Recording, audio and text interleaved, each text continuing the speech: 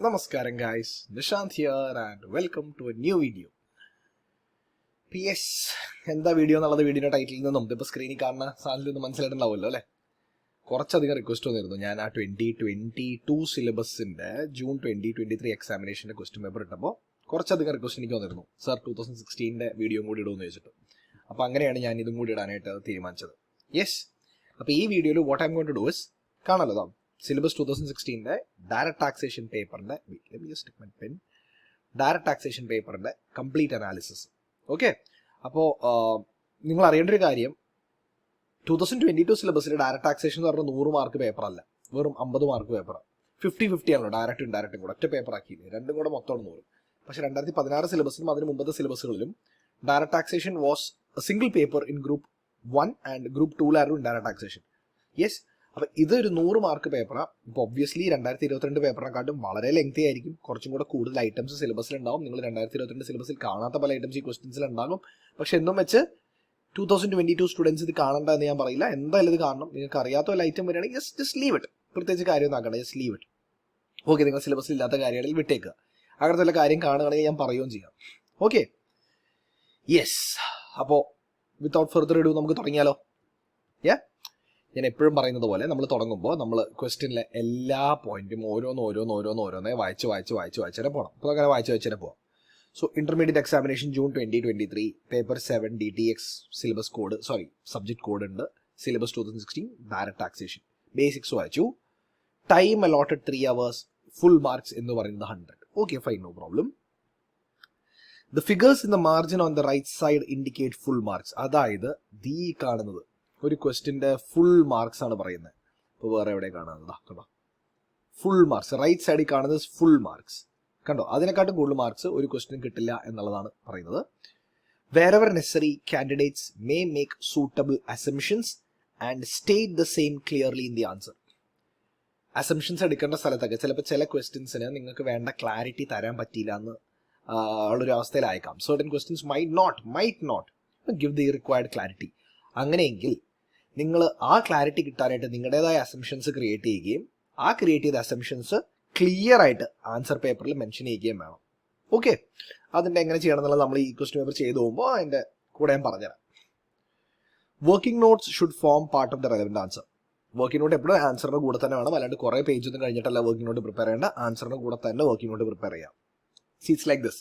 നമ്മളൊരു P&L balance sheet കമ്പനിയുടെ audited റിപ്പോർട്ടിൽ, അത് ഫൈനൽ റിപ്പോർട്ട് ഓഡിറ്റഡ് റിപ്പോർട്ട് നോക്കുമ്പോൾ P&L കാണും, ബാലൻസ് ഷീറ്റ് കാണും, ക്യാഷ് ഫ്ലോ സ്റ്റേറ്റ്മെന്റ് കാണും, അതിൻ്റെ നോട്ട്സ് ടു അക്കൗണ്ട്സ് കാണും അല്ലേ. ആ നോട്ട്സ് ടു അക്കൗണ്ട്സ് അതിന്റെ ഫോളോ ത്രൂ ആയിട്ട് തന്നെ കാണില്ലേ. ഈ നോട്ട്സ് ടു അക്കൗണ്ട്സിനെ തന്നെയാണ് വർക്കിംഗ് നോട്ട്സ് എന്ന് പറയുന്നത്. അപ്പോൾ അതിന്റെ കൂടെ തന്നെ ഉണ്ടാവണം. All questions relate to income tax act 1961. Okay, all questions relate to assessment year 23-24 unless otherwise stated. നമ്മളിനി കാണാൻ പോകുന്ന എല്ലാ ക്വസ്റ്റ്യൻസും അസസ്മെന്റ് ഇയർ 23-24 2023-24. ഇനി അത് പറഞ്ഞിട്ടില്ലെങ്കിൽ നിങ്ങൾ 2023-2024 തന്നെ എടുക്കുക. Assessment year 2023-2024. ഇനി ഇൻ കേസ് സ്പെഷ്യലായി വല്ലതും പറഞ്ഞിട്ടുണ്ടെങ്കിൽ 2021-22 2022-23 അങ്ങനെ പറഞ്ഞിട്ടുണ്ടെങ്കിൽ മാത്രമേ വേറെ അസസ്മെന്റ് ഇയർ അവിടെ അസ്യൂം ചെയ്യേണ്ട ആവശ്യമുള്ളൂ, എടുക്കേണ്ട ആവശ്യമുള്ളൂ. ജനറലി ഈ കംപ്ലീറ്റ് പേപ്പറിലെ എല്ലാ ക്വസ്റ്റ്യൻസും അസസ്മെന്റ് ഇയർ 23-24 ഓക്കെ, ഇനിയാണ് highlight point. Answer question number 1 which is compulsory. So question number 1 is compulsory. Okay, and any five from questions 2 to 8. 2 to 8 നിന്നും ഏതെങ്കിലും 5 എണ്ണം എഴുതിയാലും മതി. അപ്പോൾ 1, 2, 3, 4, 5, 6, 7, 8 മൊത്തം 8 ക്വസ്റ്റ്യൻസ് ആണ് നമുക്കുള്ളത്. അതിൽ 1, 2, 3, 4, 5, 6, 7, 8 ഇത് കമ്പൽസറിയാണ്, ഇതെന്തായാലും ചെയ്യണം. പക്ഷെ ഈ കാണുന്ന 7 എണ്ണത്തിൽ നിന്നും ഏതെങ്കിലും 5 എണ്ണം എഴുതിയാൽ മതി. ഓക്കെ, മനസ്സിലായോ? സിമ്പിൾ അല്ലേ? അപ്പോൾ this is compulsory. First one. ഇനി ഫസ്റ്റ് വൺ സബ്ബൊക്കെ ഉണ്ടാവും കേട്ടോ. 1-ന് 1A എന്ന് പറഞ്ഞ സബ് ഉണ്ട്, അതിന് 1B ഉണ്ടാവും, 1C ഒക്കെ ഉണ്ടായേക്കാം. അതെല്ലാം ചെയ്യണം. ബട്ട് ബാക്കി വരുന്ന 2, 3, 4, 5, 6, 7, 8 എന്ന് പറഞ്ഞ 7 ക്വസ്റ്റ്യൻസിൽ ഏതെങ്കിലും 5 എണ്ണം എഴുതിയാൽ മതി. Any five. ക്ലിയർ? പിന്നെ നമുക്ക് തുടങ്ങാലോ. Yes, let's start. Harish is proprietor of Harish and Company who acquired know-how for 12 lakhs on 15 July 2022. Okay, ഇപ്പോൾ know-how for 12 lakhs. അപ്പോൾ അസറ്റ് എന്താ? know-how ആണ്. എന്ന് അക്വയർ ചെയ്തത് 15 July 2022 okay. It was used for manufacture of A new product with effect from 1st January 2023. It was used for manufacture and use തുടങ്ങിയത് 1st January 2023 മേടിച്ചത് 15 July 2022 manufacture തുടങ്ങിയത് 1st January 2023 how much is the quantum of depreciation allowable on know how four the assessment year 23-24 എന്തോരം depreciation ഇതിനെടുക്കാന്നുള്ളത്. അപ്പോൾ ഇവിടെ asset എന്ന് പറയുന്നത് നോഹവ, അതായത് ഒരു ഇൻടാഞ്ചിബിൾ അസറ്റാ. അതിന് എത്ര ശതമാനം ഡിപ്രീസിയേഷൻ? 25% അതിന്റെ ഡിപ്രീസിയേഷൻ. അല്ലേ ക്ലിയർ ആയിട്ടുള്ള കാര്യം, അതിൽ വലിയ സംശയമൊന്നുമില്ല, റൈറ്റ്? പക്ഷേ ഇവിടെ ഒരു കാര്യം പറയുന്നുണ്ട്. അസറ്റ് മേടിച്ചത് 15th July 2022 യൂസ് ചെയ്ത് തുടങ്ങിയത് 1st January 2023 നമുക്കറിയാം ഡിപ്രീസിയേഷനിൽ മേടിച്ച ദിവസമല്ല വേണ്ടത്, എന്നാണ് ഉപയോഗിച്ച് തുടങ്ങിയ ആ ദിവസമാണ് വേണ്ടത്, അല്ലേ? ആ ദിവസമല്ലേ നമുക്ക് വേണ്ടത്. യെസ്. അപ്പൊ ഇവിടെ തരുന്നുണ്ട് 1/1/2023 അസറ്റ് യൂസ് ചെയ്ത് തുടങ്ങിയത്. അപ്പൊ 1/1/23 തൊട്ട് നോക്കുകയാണെങ്കിൽ നമ്മുടെ ഇയർ എൻഡ് എന്നാ 31/3/2023. അതായത് ആകെ ജനുവരി, ഫെബ്രുവരി, മാർച്ച് 3 മാസമാണ് ആകെ ഉപയോഗിച്ചത്, അല്ലേ? അതായത് കഷ്ടി ഒരു 92 ദിവസം ആകെ ഉപയോഗിച്ചത്. 92 ഇല്ല, ഫെബ്രുവരി 28 ദിവസമല്ല, അപ്പൊ 90 ദിവസം ആകെ ഉപയോഗിച്ചത്, അല്ലേ? നമുക്കറിയാം 180 ദിവസത്തിന് കുറവാണ് അസറ്റ് ഉപയോഗിച്ചിരിക്കുന്നതെങ്കിൽ ഡിപ്രീസിയേഷൻ നേരെ പകുതിയാവും. അത് 25% കിട്ടില്ല, ഇതിന്റെ പകുതിയാവും, അല്ലേ? അപ്പൊ നമുക്ക് എത്ര ഡിപ്രീസിയേഷൻ കിട്ടും നോക്കാം. 12 ലക്ഷത്തിന്റെ അസറ്റ് ഇൻറ്റു 25% ഇൻറ്റു 1/2, ശരിയല്ലേ? 12 ലക്ഷത്തിന്റെ 25% എന്ന് പറഞ്ഞാൽ 3 ലക്ഷം. 3 ലക്ഷത്തിന്റെ പകുതി എന്ന് പറഞ്ഞാൽ 1.5 ലക്ഷം. The answer is 1,50,000. Clear? Yes. Simple അല്ലേ? Next, what heads of income are liable to tax in the hands of a registered trade union? Registered trade യൂണിയന്റെ കയ്യിൽ ടാക്സബിൾ ആയിട്ടുള്ള ഇൻകംസ് ഏതൊക്കെയാണ് എന്നാണ് ചോദിച്ചിരിക്കുന്നത്. സി, ഒരു രജിസ്റ്റേർഡ് ട്രേഡ് യൂണിയന്റെ കയ്യിൽ എന്തൊക്കെയാണ് ടാക്സബിൾ, എന്തൊക്കെയാണ് ടാക്സബിൾ അല്ലാത്തതെന്ന് എവിടെയാണ് കാണുന്നത്? സെക്ഷൻ 1024 കാണുന്നത്, അല്ലേ? സെക്ഷൻ 1024 പറയുന്നുണ്ട്, if the trade union is registered and ഈ ട്രേഡ് യൂണിയൻ എക്സിസ്റ്റ് ചെയ്യുന്ന അല്ലെങ്കിൽ ഫോം ചെയ്തിരിക്കുന്ന is for all the relationship between the employee and the workmen, employer and employee അല്ലെങ്കിൽ വർക്ക്മെൻ തമ്മിലുള്ളത്, അല്ലെങ്കിൽ എംപ്ലോയീസ് തമ്മിലുള്ളത്, അതായത് ഒന്നിന് പണിക്കാരും മുതലാളിയും തമ്മിലുള്ള പല കാര്യങ്ങൾക്കും വേണ്ടി ഫോം ചെയ്ത ട്രേഡ് യൂണിയൻ, അല്ലെങ്കിൽ പണിക്കാർ തമ്മിലുള്ള പല ആവശ്യങ്ങൾക്കും വേണ്ടി ഫോം ചെയ്ത ട്രേഡ് യൂണിയൻ ആണെങ്കിൽ ആ ട്രേഡ് യൂണിയന് ഇൻകം ഫ്രം ഹൗസ് പ്രോപ്പർട്ടിയും ഇൻകം ഫ്രം അതർ സോഴ്സസും ടാക്സബിൾ അല്ല എന്നാണ് പഠിച്ചിരിക്കുന്നത്, അല്ലേ? അപ്പൊ ഇവിടെ അങ്ങനെയാണ് സെക്ഷൻ 1024 പറയുന്നത്. അപ്പൊ ഇവിടെ income from house property and income from other sources is not taxable.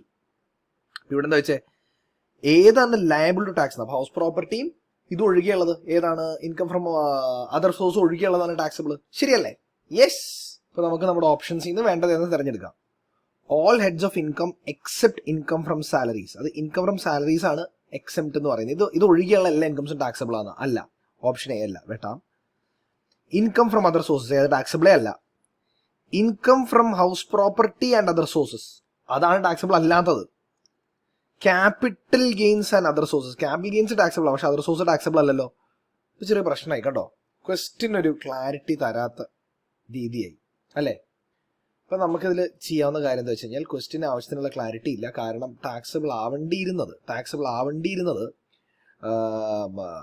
Other സോഴ്സസും ഹൗസ് പ്രോപ്പർട്ടിയും ഒഴികെയുള്ള ഇൻകംസ് ആയിരുന്നു. അപ്പൊ ഒരു ഓപ്ഷൻ വേണമായിരുന്നു, in all heads other than income from house property and income from other sources എന്ന് പറഞ്ഞൊരു ഹെഡ്, ഒരു ഓപ്ഷൻ വേണമായിരുന്നു. അതില്ല. അപ്പൊ നമുക്ക് ആൻസർ എഴുതുമ്പോൾ according to section 1024 any income other than income from house property and other sources will be exempt in the hands of a trade union which is registered under the respective act and exists for the purpose of relations between employee and employer or between the workmen എന്ന് എഴുതിയിട്ട് ഇങ്ങനെ എഴുതാം. And ഇതിൽ option ഇല്ലാത്തത് കാരണം none of the options can be chosen എന്ന് വേണമെങ്കിൽ ഇത് മെൻഷൻ ചെയ്തിടാം. Alright, yes. Next, Ashwin, age 56, a resident individual, has a total income of 57,50,000. How much is the tax liability if he has opted for 115 BAC for the assessment year 23-24? 57,50,000 ആളുടെ income, അയാൾക്ക് എന്ത് tax liability വരും 115 BAC പ്രകാരം? 115 BAC പ്രകാരം നമുക്കറിയാം 2.5 ലക്ഷം വരെ, പിന്നെ 2.5 തൊട്ട് 5 വരെ, 5 തൊട്ട് 10 വരെ, 10 തൊട്ട് 7.5 തെറ്റിപ്പോയി, 7.5 വരെ, ഇവിടെ കൂടെ വായിച്ചേക്കട്ടെ, 7.5 തൊട്ട് 10, 10 12.5 to 15 and 15 upwards. ഇവിടെ 0, 5%, 10%, 15%, 20%, 25%, 30% അല്ലേ? ഇവിടെ 15 ലക്ഷം തൊട്ട് എത്ര വരെ പോകണ്ട? 57.5. യെസ്, ഇതിപ്പോൾ നമുക്ക് സ്ലാബ് ഇട്ട് വേണമെങ്കിൽ എക്സൽ ഫയൽ ഓപ്പൺ ചെയ്ത് കണ്ടുപിടിക്കാം. സോ ഞാൻ ഇതിൻ്റെ എല്ലാത്തിനും കൂടെ ആൻസർ ഒന്ന് എഴുതി കണ്ടുപിടിച്ചിട്ട് ഞാൻ ഇവിടെ എഴുതും. So I am just posing the video. ഞാൻ ഇപ്പോൾ തന്നെ ആൻസർ കണ്ടുപിടിച്ച് ഇവിടെ എഴുതും. അപ്പോൾ ഞാൻ പെട്ടെന്നൊരു വീഡിയോ ഒന്ന് നിങ്ങളൊന്ന് ഇത് കഴിഞ്ഞ് ഞാൻ സ്റ്റാർട്ട് ചെയ്യുമ്പോൾ ആൻസർ അവിടെ ഉണ്ടാകും.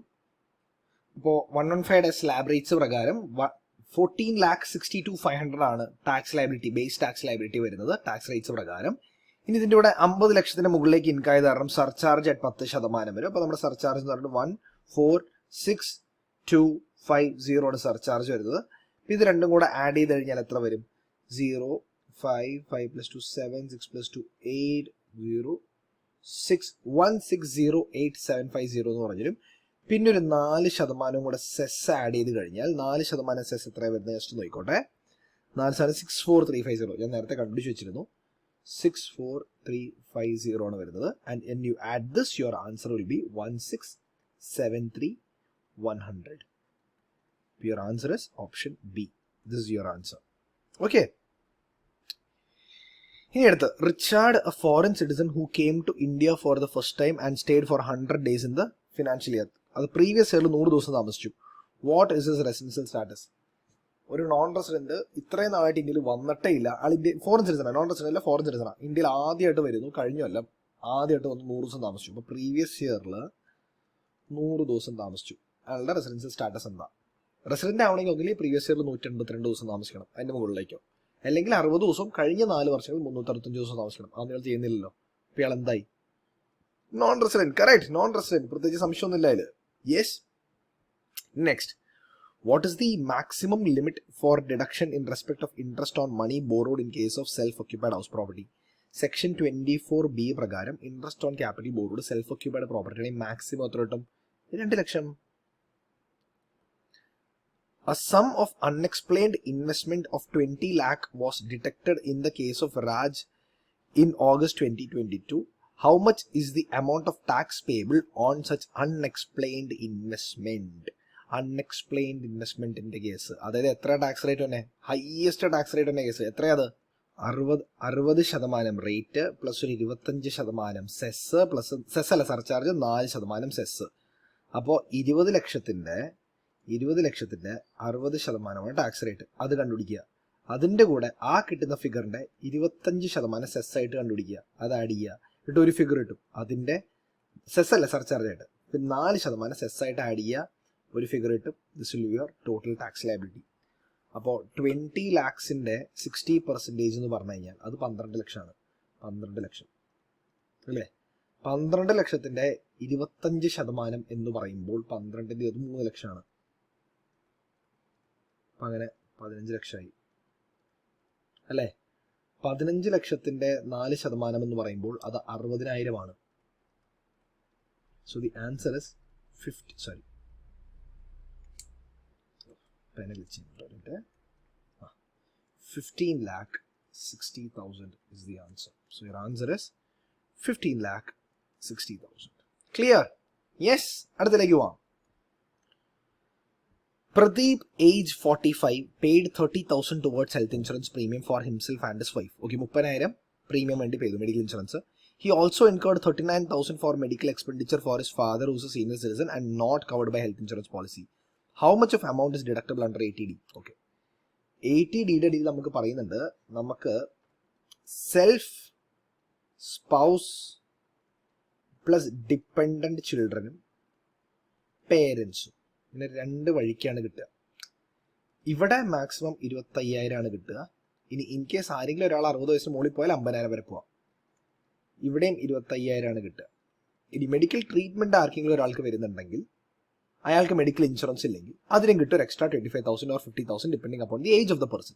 കറക്റ്റ്. എന്നിട്ട് എല്ലാം കൂടെ finally it will be subject to limit of 25K or 50K as the case is applicable അല്ലേ? ഇപ്പം ഇവിടെ 30,000 രൂപ health insurance premium for himself and his wife. ആളുടെ പ്രായം 45 ആണ്, 60 വയസ്സിന് താഴെ. അപ്പോൾ 60 വയസ്സിന് താഴെയുള്ളത് കാരണം ആ വ്യക്തിയുടെ ഭാര്യയ്ക്കും കൂടെ മാക്സിമം എത്ര കിട്ടും? 25 കിട്ടും, 30 കിട്ടില്ല. He also incurred 39,000 for medical expenditure of father. പേരൻസിന്റെ പേരിൽ മെഡിക്കൽ എക്സ്പെൻഡിച്ചർ വന്നു. അപ്പോൾ ഞാൻ പറഞ്ഞു 25 25 ഈ ട്രീറ്റ്മെന്റ് ഉണ്ടെങ്കിൽ അതിന്റെ എടുക്കാം, പക്ഷെ അവർക്ക് ഹെൽത്ത് ഇൻഷുറൻസ് പോളിസി പാടില്ല. ഇല്ല, അച്ഛൻ ഹെൽത്ത് ഇൻഷുറൻസ് പോളിസി ഇല്ല. ഹെൽത്ത് ഇൻഷുറൻസ് പോളിസി ഇല്ലാത്ത അച്ഛന് 60 വയസ്സിന് മുകളിലും പോയി എന്നാണ് പറഞ്ഞത്. സീനിയർ സിറ്റിസൺ ആണെന്ന് പറഞ്ഞത്. എത്ര രൂപ വരെ പോകുമായിരുന്നു? അത് 50,000 രൂപ വരെ പോകുമായിരുന്നു അല്ലെ? അപ്പൊ 50,000 രൂപയാണ് ഇവിടെ അലൗഡ് ലിമിറ്റ്. അപ്പൊ ഈ വ്യക്തിയുടെ അലൗഡ് ലിമിറ്റ് എന്ന് പറയുന്നത് സെൽഫിന് സ്പൗസിന് 25, അച്ഛന് വേണ്ടി 50. അപ്പൊ 25 ആദ്യം എടുത്തു, പിന്നെ രണ്ടാമത് എത്ര? 39 എടുക്കാൻ പറ്റുമോ? പറ്റും, കാരണം 50 വരെ പോകുമായിരുന്നു പ്ലസ് 39 വരെ പോകുമായിരുന്നു അല്ലെ? അപ്പൊ ഇത് രണ്ടും കൂടെ ആഡ് ചെയ്ത് കഴിഞ്ഞാൽ 64,000. That is your answer. Clear? Next, Subbu has loss under income from house property 1,10,000 for the assessment year. Okay. For how many subsequent assessment years such loss is eligible to be carried forward? Generally, എപ്പോഴും നമുക്ക് carry forward ചെയ്യാൻ കിട്ടുന്നത് 8 വർഷമാണ്. അത് house പ്രോപ്പർട്ടിക്ക് ആയാലും ഏത് general ഇൻകംസിനായാലും 8 വർഷം ബാധകമാണ്. ആൻഡ് വി നോ 8 ഇവിടെ അവൈലബിൾ ആണ്, നമ്മൾ എടുത്തു. സ്പെഷ്യൽ കേസുകളിൽ മാത്രമേ 4ഉം നോ ടൈം ലിമിറ്റും വരുന്നത് അല്ലേ? സ്പെക്കുലേഷൻ, അൺഅബ്സോർബ് ഡിപ്രീസിയേഷൻ, അങ്ങനെ ഒരു സ്പെഷ്യൽ കേസ്, സ്പെസിഫൈഡ് ബിസിനസ്, അങ്ങനെ ഒരു സ്പെഷ്യൽ കേസിലാണ് 4ഉം നോ ടൈം ലിമിറ്റും വരുന്നത്. Generally, it's always 8 years. Next, Trivedi availed loan from SBI for 20 lakh for purchase of electric car in April 2022. Electric car മേടിക്കാൻ 20 ലക്ഷം രൂപയുടെ loan എടുത്തു. ഇൻട്രസ്റ്റ് അടച്ചത്, ഇൻട്രസ്റ്റ് ഡ്യൂ ആയത്, അടച്ചല്ല, ഡ്യൂ ആയത് 2,10,000. How much is the maximum amount eligible for deduction under section 80EEB? 80EEB എന്താ പറയുന്നത്? ഒരു electric vehicle മേടിച്ചു കഴിഞ്ഞാൽ അതിന്റെ പേരിൽ വരുന്ന ഇൻട്രസ്റ്റ് ഓൺ ക്യാപിറ്റൽ ബോർഡോട് നമുക്ക് 80EEBയിൽ ഡ്യൂ ബേസിസിൽ ഡിഡക്ട് ചെയ്യാവുന്നതാണ്. പക്ഷെ മാക്സിമം 1,50,000. 2 ലക്ഷം പറ്റില്ല, 2,10,000 പറ്റില്ല, ആകെ 1,50,000 പറ്റുള്ളൂ. Clear? Next, Zeenat age 63, resident in India, has 45,000 as interest on fixed deposit and 15,000 interest on savings deposit. How much is she eligible for deduction under 80TTB? 80TTB പ്രകാരം ഒരു senior സിറ്റിസണിന് എത്രയാണ് maximum deduction എടുക്കാൻ പറ്റുക? 80TTB പ്രകാരം 50,000 അല്ലേ? For what? Interest on savings deposit, interest on fixed deposit, post office ഉണ്ടെങ്കിൽ അത് അല്ലേ? മാക്സിമം 50,000 എടുക്കാം. ഇനി സീനത്ത് 42 വയസ്സായിരുന്ന ആളാന്ന് പറഞ്ഞല്ലോ, സീനിയർ സിറ്റിസൺ അല്ല എന്ന് പറഞ്ഞിരുന്നെങ്കിലോ എത്ര മാക്സിമം അല്ല അവിടെ? 10,000 അല്ലേ? 10,000 കറക്റ്റ്. അതൊരു ഹൈലൈറ്റ് ഓർക്കണം വെച്ച് കഴിഞ്ഞാൽ അത് സെക്ഷൻ 80TTA ആണ്. 60 വയസ്സിന് താഴെയുള്ളവരാണെങ്കിൽ അവർക്കാണെങ്കിൽ ഇൻട്രസ്റ്റ് ഓൺ സേവിങ്സ് ബാങ്ക് മാത്രമേ പറ്റൂ, ഫിക്സഡ് ഡെപ്പോസിറ്റ് പറ്റില്ല അല്ലേ? സേവിങ്സ് ഡെപ്പോസിറ്റ് മാത്രമേ എടുക്കുള്ളൂ. യെസ്. സോ 1A അവിടെ കഴിഞ്ഞു. ഇനി നമ്മൾ 1Bയിലേക്ക് പോവാം. Match the following sufficient to give corresponding item in column 3, 4, 1 reproducing column 2 and 4 not required. Okay, എന്താ ഇരിക്കുന്നത്? ഒന്നും കൂടെ വായിച്ചിട്ട് ചിലപ്പോൾ കൺഫ്യൂഷൻ ആവണം സാറേ. സത്യം പറയാൻ എനിക്ക് വായിച്ചിട്ട് കൺഫ്യൂഷനായി. Match the following sufficient to give the corresponding item in column 3, 4, 1 reproducing column 2 and 4 not required. Okay, മനസ്സിലായി. ആൻസർ ചെയ്യുമ്പോൾ 3ഉം 1ഉം മാത്രം കാണിച്ചാൽ മതി, 2ഉം 4ഉം ആൻസറിൽ കാണിക്കണ്ട. അപ്പൊ ഞാൻ നോക്കുകയാണെങ്കിൽ 1 എടുക്കുകയാണെങ്കിൽ 1ന്റെ മാച്ചിങ് മാത്രം പ്രത്യേകത. അപ്പൊ 1, 2, 3, 4 and 5 എന്ന് പറഞ്ഞാൽ 5 എഴുതി. ഇനി അതിന്റെ ഏതാച്ചാൽ മാച്ച് ചെയ്ത് എഴുതിയാൽ മതി. അപ്പൊ നോക്കാം. Assessment status of municipal corporation. Okay, മനസ്സിലായില്ല സത്യം പറയാൻ എനിക്ക് എന്താ ഈ municipal corporation as an SSC എന്താണെന്നുള്ളതാണ് നമുക്ക് നോക്കാം. Okay, monetary limit for exemption in respect of retrenchment compensation. അതെനിക്ക് എന്താണെന്ന് അറിയാം. എത്രയാണ് മാക്സിമം മോണിറ്ററി ഇതിന് റീട്രൻച്ച്മെന്റ് കോമ്പൻസേഷൻ മാക്സിമം എക്സംഷൻ എടുക്കാൻ പറ്റുന്നത് എനിക്കറിയാം. Monetary limit in exemption in respect of leave salary അതും അറിയാം. Maximum limit under section 80CCE അതും അറിയാം. Assessment status of Bombay university മനസ്സിലായി. അപ്പൊ ഈ കാര്യം എന്തായാലും കത്തി. അപ്പോൾ ഓരോന്നായിട്ട് എടുക്കാമല്ലോ. Assessment status of municipal corporation, ഇവിടുത്തെ എല്ലാ ഓപ്ഷൻസും നോക്കാം. അതെന്തായാലും നമ്പേഴ്സ് ഒന്നും അല്ല, അല്ല എന്നുള്ള ഒരു ഉറപ്പാണ്. അപ്പൊ നമുക്ക് നമ്മുടെ ഗിവൺ ഓപ്ഷൻസിൽ നിന്ന് കോളം 4ലെ ഗിവൺ ഓപ്ഷൻസിൽ നിന്ന് ഏതാണ് നമുക്ക് വേണ്ടതെന്നുള്ളത് തിരഞ്ഞെടുക്കാം. ഓക്കെ, അപ്പോൾ 5 lakh നമ്പർ അല്ല. സോ ആർട്ടിഫിഷ്യൽ ജുഡിക്കൽ പേഴ്സൺ ആണോ? അല്ല. Municipal corporation not artificial juridical person. ഇതാരാ? അടി കിടക്കുന്ന ബോംബെ യൂണിവേഴ്സിറ്റിയാണ്. അപ്പൊ 5 കിട്ടി. അപ്പൊ 5 എഴുതിയേക്കാം. 5 ഏതാ? B ആണ് 5. പിന്നെ ഏതാ? C അല്ല. ആൻഡ് ഒബ്വിയസ്ലി അപ്പൊ ആകെ ബാക്കിയുള്ള ലോക്കൽ അതോറിറ്റി. അപ്പോൾ D ആണ്. 1 is D. Monetary limit for exemption in case of retrenchment compensation. Retrenchment കോമ്പൻസേഷന്റെ മാക്സിമം വരുന്ന മോണിറ്ററി ലിമിറ്റ് എത്രയാണ്? എത്രയാ? നമുക്കറിയാവുന്ന കേസ് 5 lakhs അല്ല. അപ്പൊ 2 is A. Monetary limit for exemption in respect of leave salary നമുക്കറിയാം 3 lakhs. That is 3 is E. പിന്നെ maximum limit under section 80 CCE 1.5 lakh, that is C. എല്ലാം കഴിഞ്ഞു. അപ്പോൾ ഇത്ര എഴുതിയാൽ മതി ആൻസറിൽ. ഓരോ കോളം നമ്പർ 1ലുള്ള ഐറ്റംസ് എഴുതുക, കോളം നമ്പർ 1ലുള്ള ഐറ്റംസ് എഴുതുക, പിന്നെ കോളം നമ്പർ 4ലുള്ള അതിൻ്റെ ഇക്വലന്റ് ഏതാണെന്ന് വെച്ചാൽ അത് എഴുതുക. സോറി, കോളം 4 കോളം 3, കോളം 3ലുള്ള ഇക്വലന്റ് ഏതാണ്, അതിൻ്റെ ഇക്വലന്റ് അല്ല, അതിന് നേരെ വരേണ്ട മാച്ച് ഏതാണെന്നുള്ളതും കൂടെ എഴുതുക. അതോടെ question 1B is done. Yes, ഇനി നമുക്ക് അടുത്ത ക്വസ്റ്റ്യനിലേക്ക് പോവാം.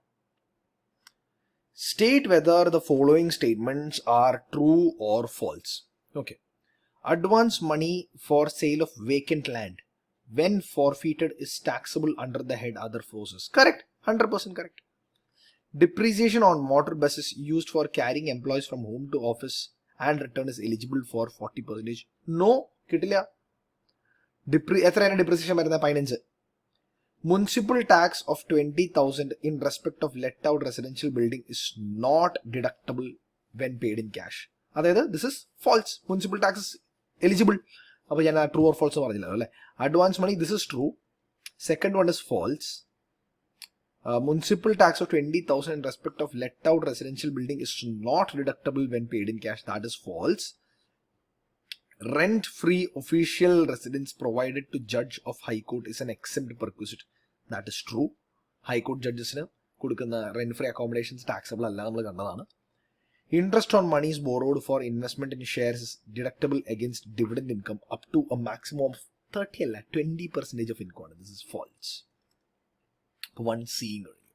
True, false, false, true, false. That's the answer. അത് അത്രയും മാത്രം എഴുതിയാൽ മതി.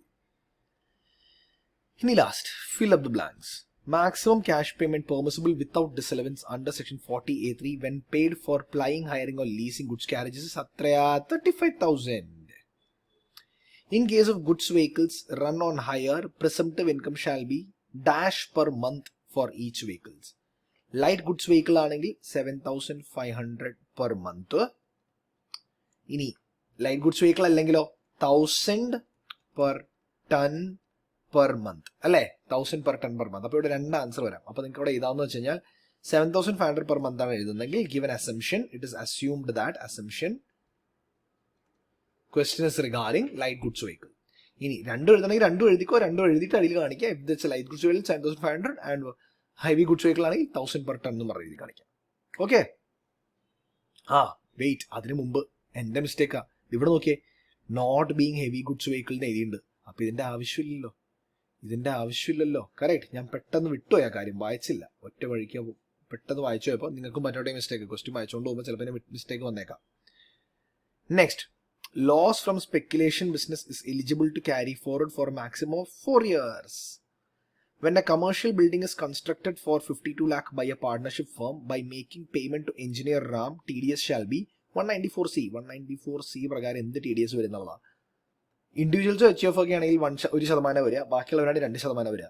ഇവിടെ രാം എന്ന് പറയുന്നത് ഒരു ഇൻഡിവിജ്വൽ ആയിട്ടാണ് ഞാൻ എടുക്കുന്നതെങ്കിൽ 1%. അപ്പോൾ 52 ലക്ഷത്തിന്റെ 1% എന്ന് പറയുമ്പോൾ 52,000 രൂപ.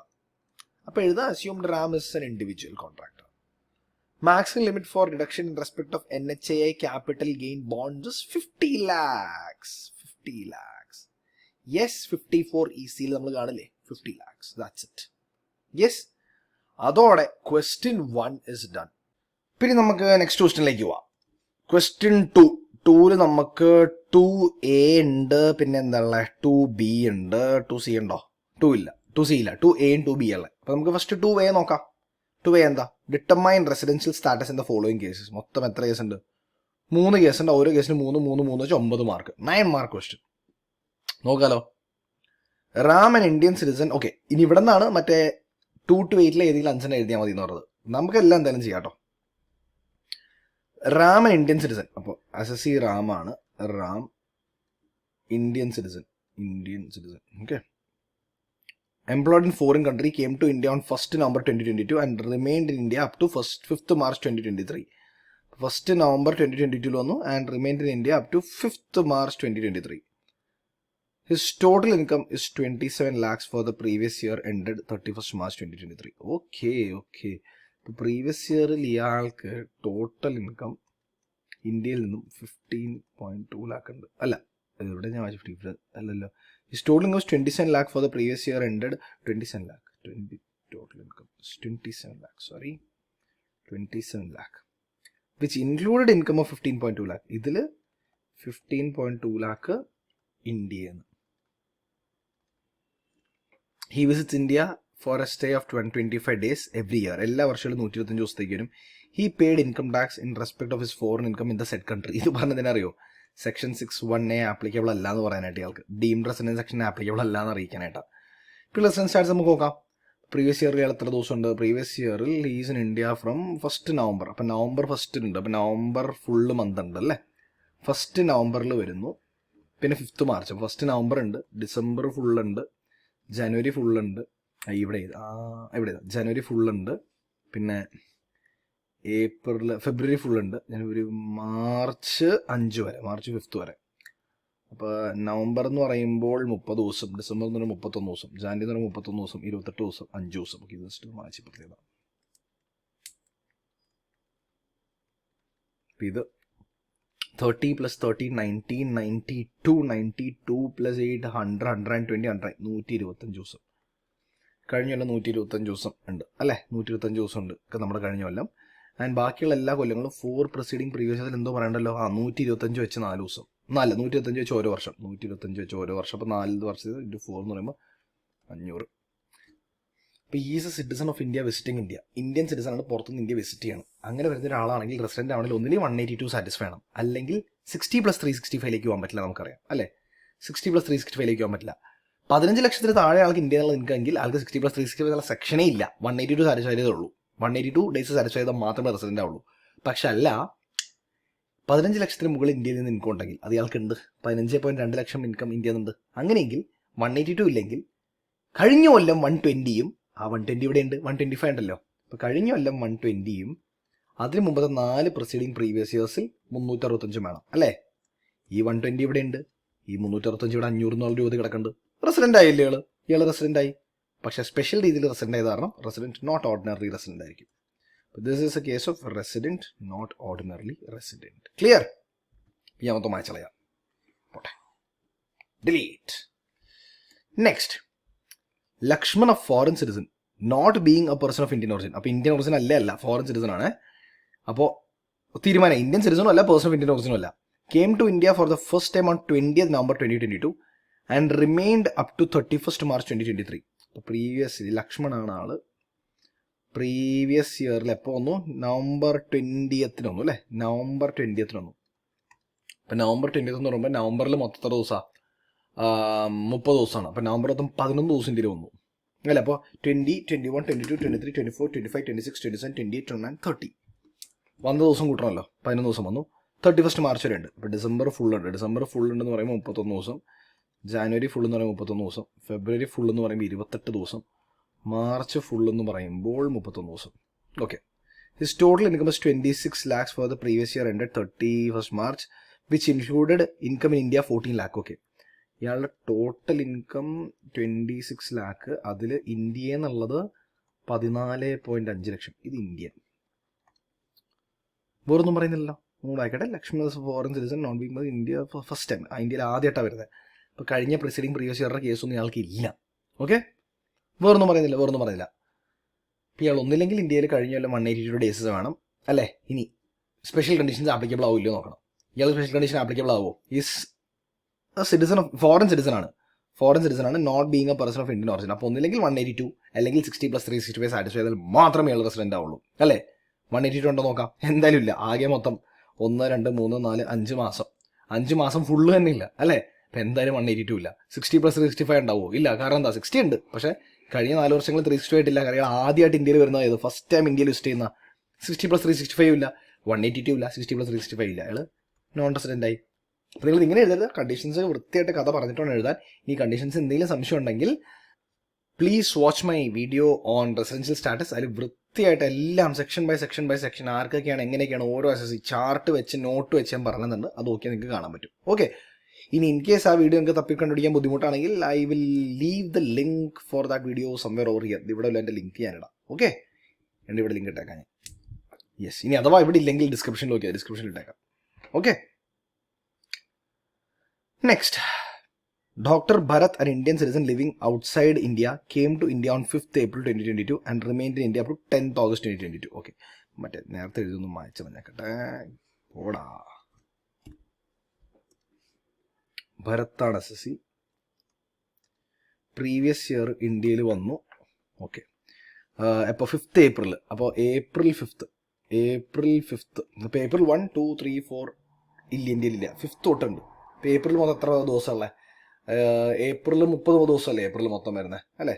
യെസ്, ഏപ്രിൽ 30 ദിവസം വരുന്നത്. അപ്പോൾ 30 ദിവസം 4 ദിവസമില്ല. അപ്പോൾ 26 ദിവസം ഏപ്രിലുണ്ട്. കറക്റ്റ് 26 ദിവസം ഏപ്രിലിൽ ആളുണ്ട്. ഓക്കെ, പിന്നെ ഇപ്പോൾ 10th August ആണ്. അപ്പോൾ ഏപ്രിൽ 26 ദിവസം, മെയ് 31 ദിവസം, ജൂൺ 30 ദിവസം, ജൂലൈ 31 ദിവസം, ഓഗസ്റ്റ് എത്ര ദിവസം എന്ന് പറഞ്ഞേ? ഓഗസ്റ്റ് 10 വരെ ഇന്ത്യയിലുണ്ട്. അപ്പോൾ ഓഗസ്റ്റ് 10 വരെ ഇന്ത്യയിലുണ്ട്. ഇത്രയും ദിവസം ഇന്ത്യയിലുണ്ട്. During stay in India he earned income of 16.5 lakhs. Total income ഇന്ത്യയിൽ നിന്നും 16.5 lakh നേടി. He stay in India of 60 days in each earlier financial years. കഴിഞ്ഞ പ്രീവിയസ് ഇയേഴ്സ് നോക്കുകയാണെങ്കിൽ ഓരോ വർഷം 60 വെച്ചാൽ താമസിച്ചിരുന്നത്. Okay, there is no income tax in the country in which is resident. ഇയാൾ റെസിഡൻ്റ് ആയ സ്ഥലത്ത് ഇയാൾ ഇൻകം ടാക്സ് പേ ചെയ്യണമില്ല. എന്തിനാ തന്നെ മനസ്സിലായോ? സെക്ഷൻ 6(1) പറയാനായിട്ട്. ഇയാൾ റെസിഡൻ്റ് ആണോ അല്ലേ എന്നുള്ള ചോദ്യം. ഓക്കെ, നമുക്ക് നോക്കാം. പൊതുവെയുള്ള കോൺസെപ്റ്റ് നോക്കുകയാണെങ്കിൽ ഇയാൾ 182 days ഇന്ത്യയിൽ ഉണ്ടെങ്കിൽ മാത്രമേ റെസിഡൻ്റ് ആവുള്ളൂ അല്ലേ? ഇനി ഇയാളൊരു ഇന്ത്യൻ സിറ്റിസൺ ആണ്, ഇന്ത്യ വിസിറ്റ് ചെയ്യാണ്. അങ്ങനെയാണെങ്കിൽ 60 + 365 എന്തായാലും വരില്ല അല്ലേ? 60 + 365 വരില്ല. 15 ലക്ഷത്തിന് മുകളിലേക്ക് ഇൻകം പോയി കഴിഞ്ഞാൽ 120 + 365 വരും. 120 + 365 വരും. ഇവിടെ 120 + 365 സാറ്റിസ്ഫൈ ചെയ്യോ? 20 എണ്ണി നോക്കാമല്ലോ. ഇപ്പോൾ ഇവിടെ മൊത്തം എത്ര ദിവസമുണ്ട്? 30, 30, 60, 61 + 20, 81 + 6, 87, 87 + 30, 117 + 118, 128. 128 ദിവസം ഇയാൾ ഇന്ത്യയിലുണ്ട്. ഇനി കഴിഞ്ഞ 4 വർഷം കൂടെ നോക്കുകയാണെങ്കിൽ 60 × 4 years 240 ദിവസം. അപ്പോൾ 128, 240 എന്നും പറഞ്ഞാണ് കിടക്കണേ അല്ല. ഇങ്ങനെയാണ് ഇയാളുടെ കറണ്ട് തേട്ടം. അപ്പോൾ 120 + 365 വേണമായിരുന്നു. അപ്പോൾ ആ കണ്ടീഷൻ സാറ്റിസ്ഫൈ ആണല്ലോ. അപ്പോൾ സത്യം പറഞ്ഞാൽ ഇയാൾ റെസിഡൻ്റ് ആവാൻ ഒരു സാധ്യതയില്ലാത്ത സിനാരിയോ ആണിത് അല്ലേ? പക്ഷേ ഈ ലാസ്റ്റ് പറയണ പോയിട്ടില്ലേ, there is no income tax in the country in which is resident. ഇയാളുടെ രാജ്യത്ത്, ഇയാൾ റെസിഡൻ്റ് രാജ്യത്ത് ടാക്സ് കൊടുക്കുന്നതാണ്. അത് വന്നപ്പോൾ എന്തോ സെക്ഷൻ 6(1) ആപ്ലിക്കബിൾ ആയി. സെക്ഷൻ 6(1) എന്താ പറഞ്ഞത്? നമ്മുടെ ഇന്ത്യൻ സിറ്റിസൺ ആണെങ്കിൽ 15 ലക്ഷത്തിന് മുകളിൽ ഇന്ത്യയിൽ ഇൻകം ഉണ്ടെങ്കിൽ, 15 ലക്ഷത്തിന് മുകളിൽ ഇന്ത്യയിൽ ഇൻകം ഉണ്ടെങ്കിൽ ഇയാൾ വേറെ രാജ്യത്ത് ഇൻകം ടാക്സ് അടയ്ക്കുന്നില്ലെങ്കിൽ ഇയാളെ നമ്മൾ നമ്മുടെ ഡീംഡ് റെസിഡൻ്റായി കൺസിഡർ ചെയ്യും അക്കോർഡിംഗ് ടു സെക്ഷൻ 6(1)(a). അതൊക്കെ കഥയായിട്ട് തന്നെ പറയണേ, കഥയായിട്ട് എഴുതി തന്നെ പോകണം. അപ്പോൾ 6(1)(a) പ്രകാരം ഇയാൾ ഡീംഡ് റെസിഡൻ്റായി. ഇനി ഡീംഡ് റെസിഡൻ്റ് ആവുന്ന ആൾ എപ്പോഴും RNOR ആയിരിക്കും. സ്പെഷ്യൽ രീതിയിൽ റെസിഡൻ്റ് ആവണല്ലേ. So is an RNOR. പിന്നെ ഓൾസോ പ്ലീസ് ടു നോട്ട്, ഞാൻ ഈ ക്വസ്റ്റ്യൻ പേപ്പറിൽ എഴുതുന്നത് നിങ്ങൾ ഒരു കാരണവശാലും നിങ്ങളുടെ ക്വസ്റ്റ്യൻ പേപ്പറിൽ എഴുതാൻ പാടില്ല. ക്വസ്റ്റ്യൻ പേപ്പറിൽ ഒന്നും എഴുതാൻ പാടില്ല കേട്ടോ. ഞാനിപ്പോൾ ഈസ് ഓഫ് എക്സ്പ്ലെയിനിങ്ങിന് വേണ്ടി മാത്രമേ എഴുതിയുള്ളൂ കേട്ടോ. Okay, so that is question 2A. ഈ 2Bയിലേക്ക് പോവാം. 2B എന്താണ് സംഗതി? Ramesh employed in ABC Kolkata has 2 properties in India which are always let out. Okay, വാടകയ്ക്ക് കൊടുത്തിരിക്കണ 2 വീട് ഇയാൾക്കുണ്ട്. Property 1 Kolkata, property 2 Guwahati. Date of commencement of construction തന്നിട്ട് പണി തുടങ്ങിയ ദിവസവും ഡേറ്റ് ഒക്കെ തന്നെ. എന്തിനാ? പ്രീ കൺസ്ട്രക്ഷൻ പീരീഡിന് പണി കഴിഞ്ഞത് തന്നിട്ടുണ്ട്. Okay, interest on housing loan തീരുമാനമായി. അത് തന്നെ പ്രീ കൺസ്ട്രക്ഷൻ പീരീഡ് തന്നെയാണ്. ഫിനാൻഷ്യൽ 3 വർഷങ്ങളിൽ എങ്ങനെയാണ് പല ഡേറ്റുകൾ തന്നിട്ട് നമുക്ക് എല്ലാ എഴുതിയെടുക്കാം. Okay, from 1/4. ഓക്കെ, പല ഇൻട്രസ്റ്റിനെ ബ്രേക്ക് ചെയ്ത് കണ്ടമാകുന്നുണ്ട്. Compute interest eligible for reduction for assembly 23-24. Okay, അപ്പോൾ ഇയാളുടെ ഇൻട്രസ്റ്റ് ഡിഡക്ഷൻ എത്രയാണെന്ന് കണ്ടുപിടിക്കാൻ പറഞ്ഞേക്കണം. അപ്പോൾ heading computation of interest on capital borrowed. ഞാൻ തൽക്കാലം ഇൻട്രസ്റ്റ് ഡിഡക്ഷൻ ചെയ്താൽ interest deduction of mister Ramesh for assessment year 2023-24 heading കൊടുത്തു. പർട്ടിക്കുലേഴ്സ് 2 amount 2 amount എന്തിനാ വെച്ചാൽ ഇത് ഹൗസ് 1-ന്, ഇത് ഹൗസ് 2-ന്. ഓക്കെ, എന്നിട്ട് നമുക്കറിയാം ഈ കേസിന് ഇൻട്രസ്റ്റ് മാത്രം കണ്ടുപിടിക്കുന്ന പറയണേ. അപ്പോൾ ഇൻട്രസ്റ്റ് കറണ്ട് ഇയർ ഉണ്ടാവും, പ്രീ കൺസ്ട്രക്ഷൻ പീരീഡ് ഉണ്ടാവും, എന്നിട്ട് ടോട്ടൽ ഉണ്ടാവും. ഇപ്പം ഇത്ര ആകെ ടേബിൾ ഇത്രേ വരുള്ളൂ അല്ലേ? ഇത് വരെ വർക്കിംഗ് നോട്ട് നമുക്ക് എഴുതാം. House property 1. ഓക്കെ, കൊൽക്കട്ടയിലെ വീട് എന്നാ പണി തുടങ്ങണേ? 1/4/2020 പണി തുടങ്ങുന്നത്. കൊൽക്കട്ട 1/4/2020. ഇങ്ങനത്തെ കേസ് ചെയ്യേണ്ടതെന്ന് അറിയോ? ഒരു ടൈം ലൈൻ വരയ്ക്കുക. ടൈം ലൈൻ എന്ന് പറയുന്ന ഒരു വരയിട്ടിട്ട് ഇങ്ങനെ മുമ്പോട്ട് നീട്ടി ഒരു വരങ്ങൾ വരയ്ക്കുക. ഓക്കെ, 1/4/2020 പണി തുടങ്ങണേ. അത് വെച്ച് നമുക്ക് തുടങ്ങാം. 1/4/2020 പണി കഴിയുന്ന 31/12/2022. ഓക്കെ, ആ വർഷമല്ല, വേറൊരു വർഷമാണ്. അപ്പോൾ ഈ ഡേറ്റ് വരെയുള്ള വർഷം നമുക്ക് വരച്ചടിച്ച് പോവാം. 1/4/2022, 31/3/2021, പിന്നെ അവിടെ നിന്ന് 31/3/2022, പിന്നെ 31/3/2023. അതാണ് നമ്മൾ ഇപ്പോഴത്തെ 22-23 പ്രീവിയസ് ഇയർ ആണല്ലോ. അതിൽ ഈ ഇടയിലാണ് പണി കഴിയണത്. അപ്പോൾ ഏതാണ്ട് ഇവിടെയായിട്ടാണ് പണി കഴിയണേ. 31/12/2022 അല്ലേ, ഇവിടെ പണി കഴിയണേ. അത് ഞാൻ കാണിച്ചു. അതേപോലെ മറ്റേ വീടിൻ്റെ നമുക്ക് ചെയ്യാം. പ്രോപ്പർട്ടി ടു ഗുവാഹട്ടി എന്നാ പണി തുടങ്ങണേ. 1/7/2016. ടൈം ലൈൻ വരയ്ക്കുകയാണെങ്കിൽ സ്ക്രോൾ ചെയ്തോട്ടെ. 1/4/16 പണി കഴിഞ്ഞാൽ, അല്ല 1/7/16 കൺസ്ട്രക്ഷൻ തുടങ്ങിക്കഴിഞ്ഞാൽ പിന്നെ അത് കഴിയുന്ന വർഷം ഏതാ? ആ വർഷം 31/3/17, 31/3/18, 31/3/19 എന്താ പണി ചെയ്യുന്നത്? 36/19 ആണ്. അപ്പോൾ 31/3/20 ഇതിൻ്റെ ഇടയിലൊരു ദിവസം ആയ 36/19 ഇവിടെയാണ് പണി കഴിയുന്നത് അല്ലേ.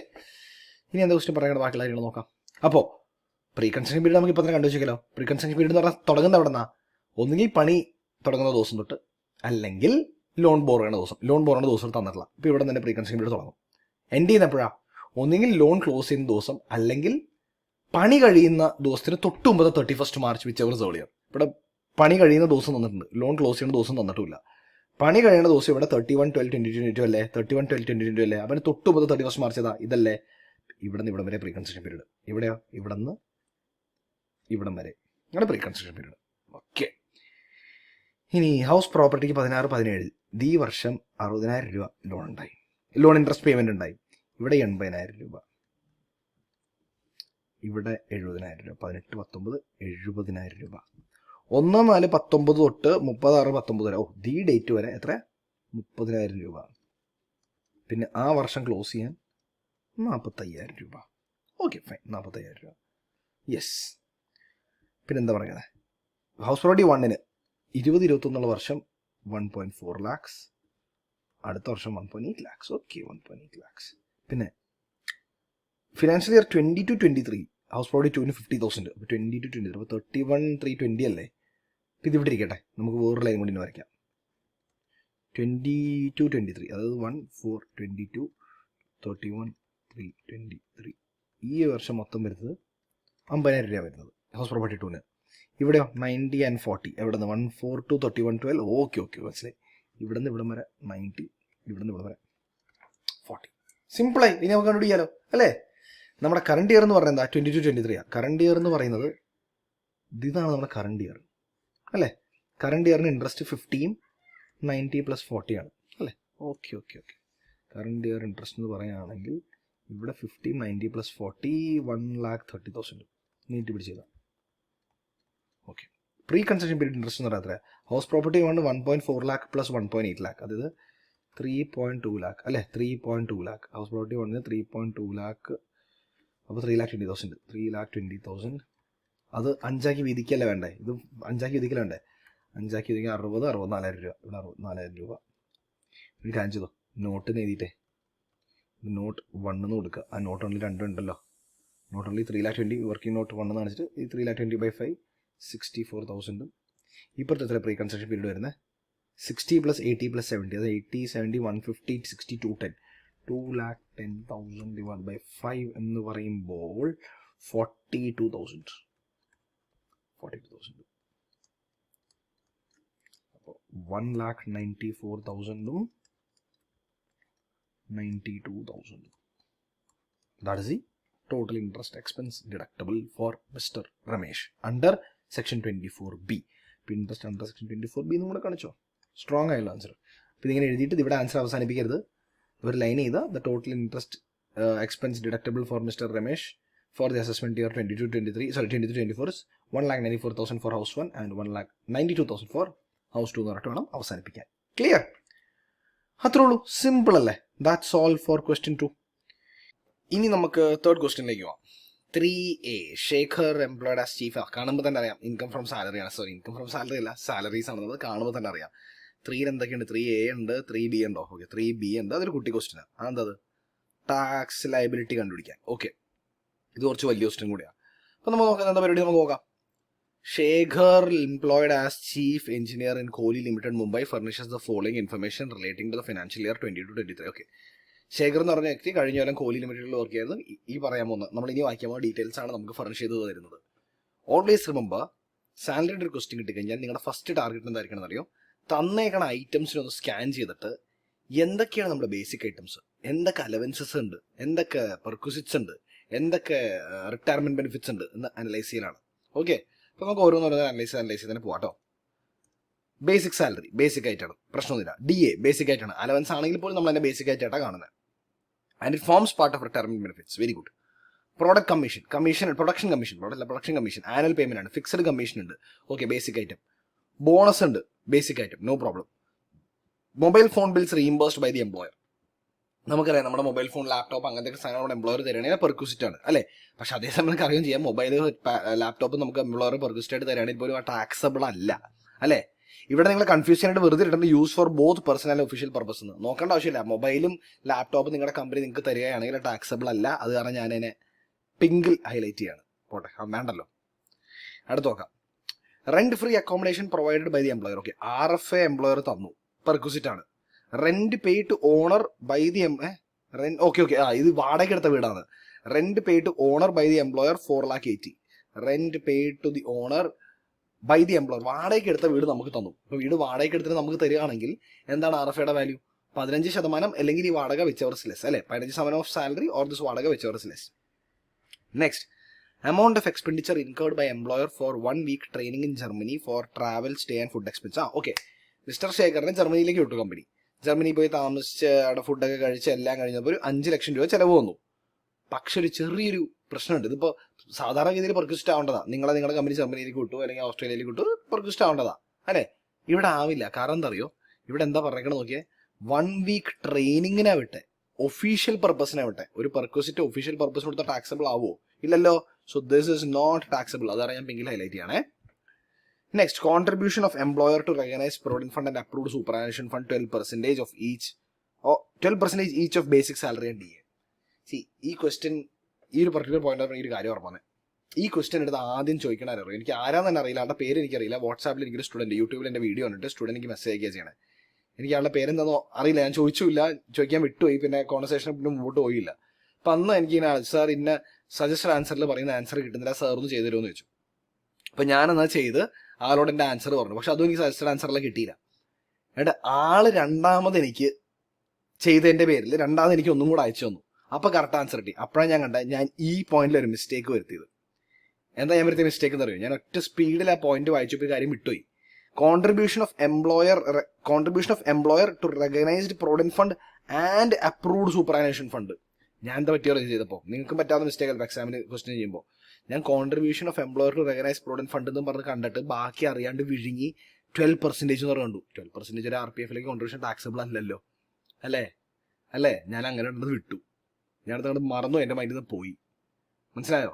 ശരിക്കും പറഞ്ഞാൽ ഇവിടെ കോൺട്രിബ്യൂഷൻ ടു RPF ഉണ്ട്, സൂപ്പറാനുവേഷൻ ഫണ്ട് എന്നുള്ളത് ഞാൻ മിസ്സായി പോയി. അതാണ് എൻ്റെ ആൻസർ തെറ്റിപ്പോയത്. Okay, yes. അപ്പൊ ഇവിടെ എന്താ വരുന്നത്? RPF സൂപ്പറാനുവേഷൻ ഫണ്ടിലേക്ക് ഒരു കൊല്ലം ഇടുന്നത് 7.5 ലക്ഷത്തിന് മുകളിൽ പോയാൽ ടാക്സബിൾ ആണെന്നല്ലേ. നമുക്ക് നോക്കാം, ഇതിൽ ഓരോന്നും നമുക്ക് ചെയ്ത് നോക്കാം. During the year he was transferred to a factory located in Chennai and was provided hotel accommodation from 1st May to 30th June. 1st May തൊട്ട് 30th June വരെ ഈ വ്യക്തിക്ക് ഹോട്ടൽ അക്കോമഡേഷൻ പ്രൊവൈഡ് ചെയ്തിരുന്നു. ഓക്കെ, അപ്പോൾ 1st May to 30th June എന്ന് പറഞ്ഞാൽ May June 2 മാസത്തേക്ക്. എവിടെ? ചെന്നൈയിൽ. ട്രാൻസ്ഫറിന്റെ ഭാഗമായിട്ട് ചെന്നൈയിൽ എത്തിയപ്പോൾ the cost of accommodation was 60,000 per month. ഒരു മാസം 60,000 രൂപ. അപ്പോൾ 2 മാസം 1,20,000 രൂപ. He continue to retain his original accommodation മുംബൈയിലുള്ള വീട് വെച്ചുകൊണ്ടാണ് ചെന്നൈയിലെ ഹോട്ടലിൽ RFA എൻജോയ് ചെയ്തത്. നമുക്കറിയാം ഒറിജിനൽ വീട് അല്ലെങ്കിൽ ആദ്യം തന്നിക്കുന്ന RFA വെച്ചിട്ട് രണ്ടാമത്തെ RFA എൻജോയ് ചെയ്യുകയാണെങ്കിൽ 90 ദിവസം വരെ ഏതെങ്കിലും ഒരു RFAനെ ചാർജ് ചെയ്യുള്ളൂ. 90 ദിവസത്തിന് ശേഷം 2 RFA ടാക്സബിൾ ആവും അല്ലേ. ഇവിടെ 90 ദിവസം ഉണ്ടോ? ആകെ 2 മാസമേ ഉള്ളൂ, May and June അല്ലേ. 2 മാസം 90 ദിവസം ഇല്ല. അപ്പോൾ അതായത് നമുക്ക് ഇവനെ വേണ്ട, സ്കിപ്പ്. പിങ്കിലിയ മാർക്ക് ചെയ്തു. Next, he's provided motor car 1.6 liters മുകളിൽ ഫോർച്യൂണറാണ് കൊടുത്തേക്കണേ, അല്ലെങ്കിൽ എൻഡവറാണ് കൊടുത്തേക്കണേ, വലിയ വണ്ടി കൊടുത്തേക്കണേ. For personal use only. Expenditure towards running and maintenance എംപ്ലോയിയെ മീറ്റ് ചെയ്തേക്കണം. ഓക്കെ, അപ്പോൾ അത് ടാക്സബിൾ ആവില്ല. Running and maintenance expense taxable ആവില്ല, കാരണം എംപ്ലോയിയെ മീറ്റ് ചെയ്തേക്കണം. Okay, actual cost of motor car 6 lakh acquired by employer on 10th April 2020. എന്തൊരു ആക്ച്വൽ കോസ്റ്റ് ആണേക്കണേ? ഓണിംഗ് കോസ്റ്റ് കണ്ടുപിടിക്കുക. പിന്നെ next actual expenditure incurred by employee, അത് നമുക്ക് നോക്കേണ്ട ആവശ്യമില്ല, കാരണം എംപ്ലോയിയുടെ എക്സ്പെൻസ് നമ്മൾ അറിയണ്ട. Compute income from salary of Shekhar for the assessment year 23-24. Assume that he has opted four section 115 BAC. Yes, അപ്പോൾ നമുക്ക് ചെയ്താലോ? ഇനി ഞാനിത് ഓൾറെഡി ചെയ്ത് വെച്ചിട്ടുണ്ട്, ഈ പെർട്ടിക്കുലർ ക്വസ്റ്റ്യൻ ഓൾറെഡി ചെയ്ത് വെച്ചിട്ടുണ്ട്. അപ്പോൾ ഞാൻ ഇതിൻ്റെ ആൻസർ ഒന്നെടുത്ത് കാണിച്ചു തരാം. എന്നിട്ട് അത് പറഞ്ഞിട്ട് ഞാൻ പറഞ്ഞു പോകും, അപ്പോൾ നമുക്ക് ഒരുപാട് സമയം വേസ്റ്റ് ആവില്ല. ഓക്കെ, ഞാൻ ആൻസർ ഒന്നെടുത്ത് കാണിച്ചു തരാം.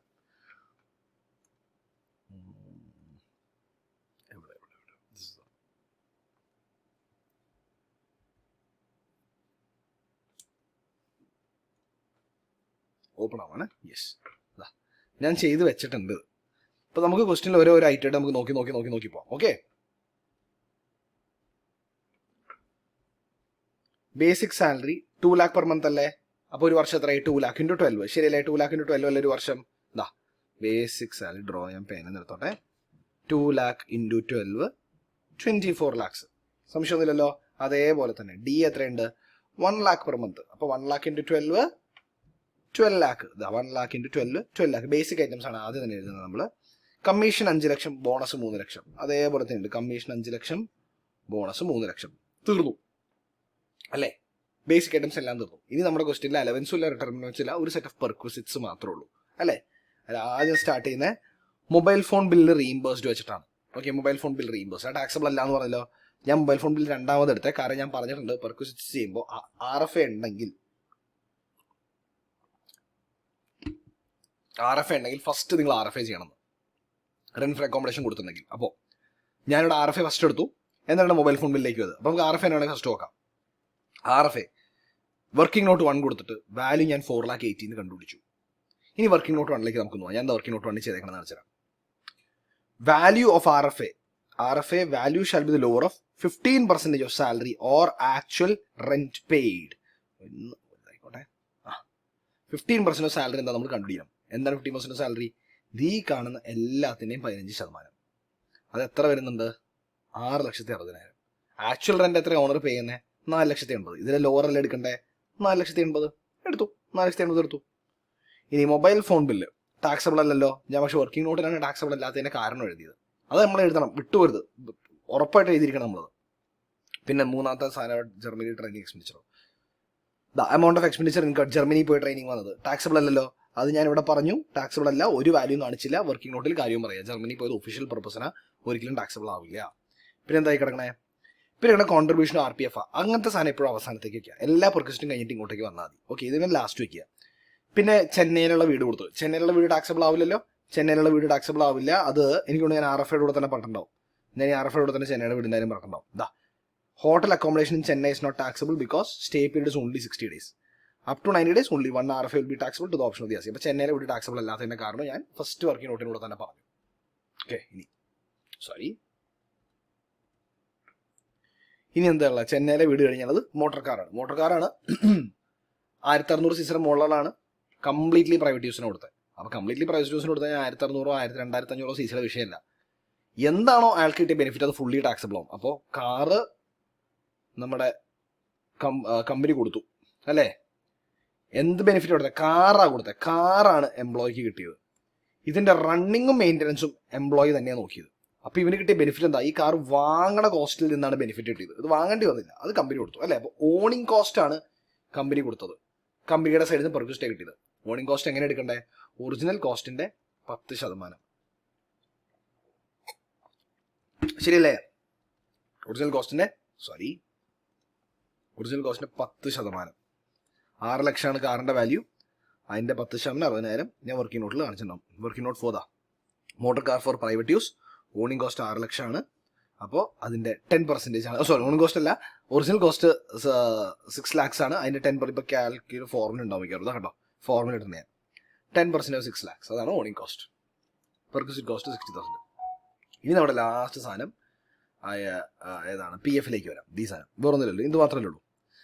രണ്ടിലേക്കും 12% വെച്ച് ഇട്ടു എന്ന് പറയണേ. 12% basic salary and DA. Basic സാലറിയുടെയും DAയുടെയും 12% എടുക്കുക. അപ്പോൾ 24,000-ന്റെയും 24 ലക്ഷത്തിന്റെയും 12 ലക്ഷത്തിന്റെയും 36 ലക്ഷത്തിന്റെ 12% എടുക്കുക. അത് വർക്കിംഗ് നോട്ട് എന്നോട് കൊടുത്തിട്ടുണ്ട്. വർക്കിംഗ് നോട്ട് 5 ഞാൻ കൊടുത്തങ്ങനെ. വർക്കിംഗ് നോട്ട് 5 കോൺട്രിബ്യൂഷൻ നടത്തിയത് 12% വെച്ച് 4,32,000 4,32,000 രണ്ടിലേക്കും കൊടുത്തു. മൊത്തം 8,64 കൊടുത്തു.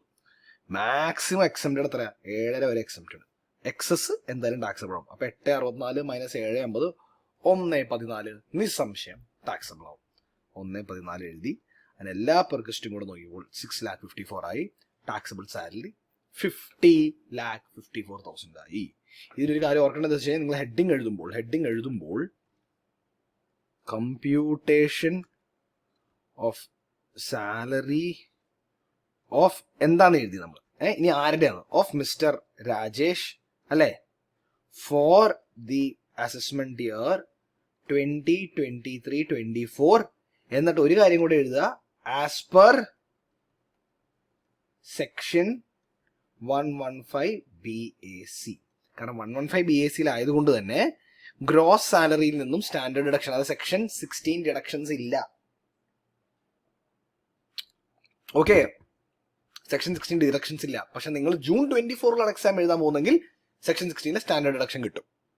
പക്ഷെ 2023 ഡിസംബർ എക്സാം വെച്ച് നോക്കുകയാണെങ്കിൽ ഫിനാൻഷ്യൽ ഇയർ പ്രീവിയസ് ഇയർ 2022-23 ആണെങ്കിൽ സെക്ഷൻ 16 ഒന്നും തന്നെ കിട്ടില്ല. ഓക്കെ, അപ്പോൾ ഗ്രോസ് സാലറി ടാക്സബിൾ സാലറി വ്യത്യാസമില്ല. ഇത് തന്നെയാണ് taxable salary. Clear? That's all for section question 3A. തീർന്നു. ഇനി നമുക്ക് ഒരു ക്വസ്റ്റ്യൻ കൂടെ നോക്കാം. ഒരു ക്വസ്റ്റ്യൻ ഈ 3Bയും കൂടെ നോക്കിയിട്ട് നമുക്ക് ഈ പാർട്ട് 1 ക്ലോസ് ചെയ്യാം. പിന്നെ ഏതല്ലേ 4, 5, 6, 7 പിന്നെ 8 തിയറിയാ. അപ്പൊ 4, 5, 6, 7 നമുക്ക് അടുത്ത പാർട്ട് ചെയ്യാം. 4, 5, 6, 7, 8 ആണെങ്കിൽ അടുത്ത പാർട്ട് ചെയ്യാം. അപ്പൊ ഈ പാർട്ട് നമുക്ക് 3Bയോടെ ക്ലോസ് ചെയ്യാം. ഈ 4 ചെറുതാണെങ്കിൽ 4 ഇതിനോട് ചെയ്യാം കേട്ടോ. 4 എന്താ സംഗതി? 2,10,000 എന്താ? Compute income tax liability, sale of residential building. ഇങ്ങനെ കുറച്ച് വലിയ ക്വസ്റ്റൻ. നമുക്കത് നെക്സ്റ്റ് പാർട്ട് ചെയ്യാം. നമുക്ക് 3Bയിൽ നിർത്താം. അതാ ഭംഗി. അപ്പൊ 1, 2, 3 നമ്മളിവിടെ തീർക്കാണ്. 4, 5, 6, 7 ആൻഡ് ലാസ്റ്റുള്ള തിയറി ക്വസ്റ്റ്യൻ 8 എന്നുള്ള തിയറി ക്വസ്റ്റ്യനും നമുക്ക് നെക്സ്റ്റ് പാർട്ട് ചെയ്യാം. Okay, 3B. Compute income tax liability in the following cases on the assumption that the taxpayers have not opted for 115 BAC. 115 BAC എടുത്തിട്ടില്ല. എന്താ കേസ് നോക്കാം. Sachin age 62. Okay, resident senior citizen ആണ് സച്ചിനാണ് resident senior citizen ആണ്. റെസിഡന്റിന്റെ business income, okay, business income 7.4 lakhs income from the business of growing and manufacturing rubber in Kerala. Agricultural income 2 lakh ഉണ്ട് അല്ലേ? അതാണ് ക്വസ്റ്റ്യൻ പറഞ്ഞിരിക്കുന്നത്. ഇപ്പൊ നമുക്കറിയാം പൊതുവെ അഗ്രികൾച്ചറൽ ഇൻകം ഒരിക്കലും ടാക്സബിൾ അല്ല അല്ലെ, ഒരിക്കലും ടാക്സബിൾ അല്ല, fully exempt. But individual HUF, AOP, BOI, AJP ഇവർക്ക് അഗ്രികൾച്ചറൽ ഇൻകം ബിസിനസ് ഇൻകം അത് നോൺ അഗ്രികൾച്ചറൽ ഇൻകം കൂടെ വരുമ്പോൾ ചെയ്യേണ്ട ഒരു പ്രത്യേകതരം കാര്യമുണ്ട്. അതെന്താ അത്? ആ ചെയ്യേണ്ട പ്രത്യേക കാര്യം എന്താ? നമ്മളൊരു പ്രത്യേക രീതിയിൽ ഒരു പാർഷ്യൽ ഇന്റഗ്രേഷൻ എന്ന് പറയുന്ന പോലെ ഈ അഗ്രികൾച്ചറൽ ഇൻകത്തിനെ ടോട്ടൽ ഇൻകത്തിലേക്ക് കൊണ്ടുവരണം ടാക്സ് ലയബിലിറ്റി കണ്ടുപിടിക്കാൻ. അതിന്റെ പേരിൽ നമുക്കൊരു സാധനം മൈനസ് ഒക്കെ ചെയ്ത് കളയാം അല്ലേ? അതാണ് പറയുന്നത്. അപ്പൊ അതെങ്ങനെയാ ചെയ്യണ്ടേ? നമുക്ക് നമ്മുടെ എക്സൽ ഫയലിലേക്ക് പോവാം. New sheet. First we take our agricultural income. Okay, ഇപ്പൊ ഹെഡിങ് ഒന്നും ഞാൻ കൊടുക്കുന്നില്ല, ജസ്റ്റ് ആൻസർ എഴുതി പോകാൻ പോവാ. അഗ്രികൾച്ചർ ഇൻകം എടുക്കണം. ഓക്കെ, പിന്നെ നോൺ അഗ്രികൾച്ചറൽ ഇൻകം എടുക്കണം. പിന്നെ നമ്മുടെ ബേസിക് എക്സംഷൻ ലിമിറ്റ് എടുക്കണം. യെസ്, അപ്പൊ ഇതിനെ ABC എന്നൊക്കെ വിളിക്കാൻ പോവാ. ABC എന്റെ നോട്ടുള്ളവർക്ക് അറിയാം, അല്ലെങ്കിൽ അഗ്രികൾച്ചർ വീഡിയോ കണ്ടേക്കുന്നവർക്ക് അറിയാൻ പറ്റും എങ്ങനെ ചെയ്യേണ്ടത്. ഇവിടെ നമ്മൾ A+C ചെയ്യണം. ഇവിടെ നമ്മൾ B+C ചെയ്യണം. ഇതിന് നമുക്ക് ABC D ആൻഡ് E എന്നാക്കാം. ഇവിടെ നമ്മൾ ടാക്സ് ഓൺ D കണ്ടുപിടിക്കണം. ഡിയുടെ ടാക്സ് കണ്ടുപിടിക്കണം. ഇവിടെ ടാക്സ് ഓൺ E കണ്ടുപിടിക്കണം. അപ്പൊ നമുക്ക് ABCDE അല്ലെങ്കിൽ FG എന്നാക്കാം. FG. നമ്മുടെ ടാക്സ് ലയബിലിറ്റി എന്ന് പറയുന്നത്, ബേസിക് ടാക്സ് ലയബിലിറ്റി എന്ന് പറയുന്നത് ഇസ് F-G. ടാക്സ് ലയബിലിറ്റി എന്ന് പറയുന്നത് ഇസ് F-G. ഇത്രയുള്ള സംഗതി. അതിൻ്റെ കൂടെ സെസ് ഉണ്ടെങ്കിൽ സെസ് ഉണ്ടാവും, തീർച്ചയായിട്ടും ഉണ്ടാവും. സെസ് ആഡ് ചെയ്യാം. ആഡ് സെസ് കണ്ടുപിടിക്കാലോ. അപ്പോൾ ഈ ക്വസ്റ്റ്യൻ നമുക്ക് കണ്ടുപിടിക്കാലോ, ഈസിയായി കണ്ടുപിടിക്കാം. ഫസ്റ്റ് മിസ്റ്റർ സച്ചിൻ്റെ ആണ്. ഞാൻ സച്ചിൻ്റെ മുകളിൽ ഹെഡിങ് ചെയ്ത computation of tax liability of mister Sachin four the assessment year 23-24 അതോ ടാക്സ് ലയബിലിറ്റി ഹെഡിങ് കൊടുക്കുക. എല്ലാം ഓരോന്നായിട്ട് എഴുതുക. അഗ്രികൾച്ചറൽ ഇൻകം എത്ര ഇയാളെ 2 ലക്ഷം അല്ല വെയിറ്റ് 2 ലക്ഷം അല്ലല്ലോ വരണ്ടേ. ഇയാൾ ഇൻകം ഫ്രം ബിസിനസ് ഓഫ് ഒരു കാര്യം പറയാൻ പറ്റായി. ഇത് അഗ്രികൾച്ചറൽ ഇൻകം അല്ല, ഇത് റബ്ബർ ഇൻകം എന്ന് പറയാം. നമുക്കിന്നെ റബ്ബർ സെയിൽ എന്ന് പറയാം. റബ്ബർ ബിസിനസ് ഓഫ് റബ്ബറാണെങ്കിൽ നമുക്കറിയാം ഇതിനെ സ്പ്ലിറ്റ് ചെയ്ത് 65-35 എന്നുള്ള കണക്കിന് സ്പ്ലിറ്റ് ചെയ്യണം. 65%, 35%. 65 എന്ന് പറയുമ്പോൾ 1,30,000, 35 എന്ന് പറയുമ്പോൾ 70,000 അല്ലേ, 70,000. ഇതാണ് അഗ്രികൾച്ചറൽ ഇൻകം. ഇത് ടാക്സിബിൾ ബിസിനസ് ഇൻകം. ഓക്കെ, അപ്പോൾ നമുക്ക് എഴുതാം, ക്വസ്റ്റ്യൻ എഴുതാം. ഓരോന്നായിട്ട് ഇങ്ങോട്ട് എടുത്ത് എഴുതാം. നമ്മുടെ അഗ്രികൾച്ചറൽ ഇൻകം എന്ന് പറയുന്നത് 1,30,000. നോൺ അഗ്രികൾച്ചറൽ ഇൻകം എത്രയായിരുന്നു? നോൺ അഗ്രികൾച്ചറൽ ഇൻകം 7,40,000 നമ്മുടെ ടെക്സ്റ്റൈൽ ബിസിനസ്സും 70,000 റബ്ബർ ബിസിനസ്സും. അപ്പോൾ 7,40,000 70 എന്ന് പറയുമ്പോൾ 8,10,000. പിന്നെ ബേസിക് എക്സംഷൻ ലിമിറ്റ് 3 ലക്ഷം. അപ്പോൾ ഫസ്റ്റ് നമ്മൾ ഈ അഗ്രികൾച്ചർ ഇൻകം നോൺ അഗ്രികൾച്ചർ ഇൻകത്തെ ആഡ് ചെയ്ത് അത് A + C A + C അല്ല, സോറി A + B ആണിത്. A + B എന്നാക്കട്ടെ, ചെറിയൊരു മിസ്റ്റേക്ക് വന്നത്. പിന്നെ ഇവിടെ B + C കറക്റ്റ് അല്ല, ഇവിടെ B + C അല്ലല്ലോ. ഇവിടെ വരേണ്ടത് അഗ്രികൾച്ചറൽ ഇൻകം ബേസിക് എക്സംഷൻ ലിമിറ്റും. ഇവിടെ B + C അല്ല, ഇവിടെ വരേണ്ടത് A + C. A + C. ഇവിടെ A + C വരണം. അതായത് 1,30,000 3 ഇതിങ്ങനെ വേണം വരാൻ. യെസ്, ഇപ്പോൾ കറക്റ്റായി. ഈ tax on D, tax on E കണ്ടുപിടിക്കുക. ടാക്സ് ഓൺ ഡി എന്ന് പറയുന്നത് റെസിഡൻസ് ഇൻ എ സിറ്റിസൺ ആണ് അല്ലേ. അപ്പോൾ 3 ലക്ഷം വരെ ഒന്നുമില്ല. 3 ലക്ഷം തൊട്ട് 5 ലക്ഷം വരെ 5%. അത് 2 ലക്ഷത്തിന് 5%, 10,000 അല്ലേ. പ്ലസ് 5 തൊട്ട് 9,40,000, അത് 4,40,000 20%. ശരിയല്ലേ, 98. ഇവിടെ വരികയാണെങ്കിൽ 3 ലക്ഷം വരെ ഒന്നുമില്ല. 3 തൊട്ട് 4,30,000 വരെ, അത് 1,30,000 5% അല്ലേ. ടാക്സ് ലയബിലിറ്റി എന്ന് പറയുന്നത് 98,000 - 6,500.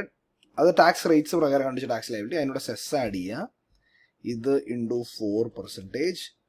ടോട്ടൽ ടാക്സ് ലയബിലിറ്റി എന്ന് പറയുന്നത് ദിസ് പ്ലസ് ദിസ് 95,160 ആണ് നിങ്ങളുടെ ടോട്ടൽ ടാക്സ് ലയബിലിറ്റി വരുന്നത്. ഓക്കെ, 95,160.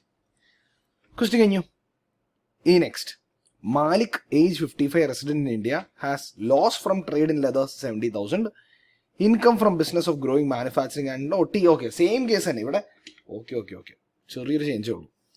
ഇവിടെ വരുന്നത് ഇവിടെ കണ്ട 7,40,000 എന്നുള്ള സാധനം പോയി.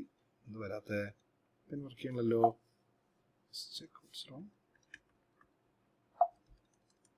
പെൻ റീഡ് ആവാത്തെന്താ? For some reason എൻ്റെ പേന റീഡ് ചെയ്യുന്നില്ല. Don't know Y. സാറല്ല, ഞാനത് എക്സലിൽ എഴുതാം. ഇവിടെ ഇപ്പോൾ ഒന്നും തന്നെ റീഡ് ചെയ്യുന്നില്ല. സോറി, പെന്നിൻ്റെ സോഫ്റ്റ്വെയർ ക്ലോസ് ആയിപ്പോയി, അതാ പറ്റിയത്. ഒറ്റ കേട്ടോ, അതിപ്പോൾ വരും. യെസ്, ഇവിടെ വരുന്ന വ്യത്യാസം എന്താ വെച്ച് കഴിഞ്ഞാൽ ഈ 7,40,000 ഇല്ല.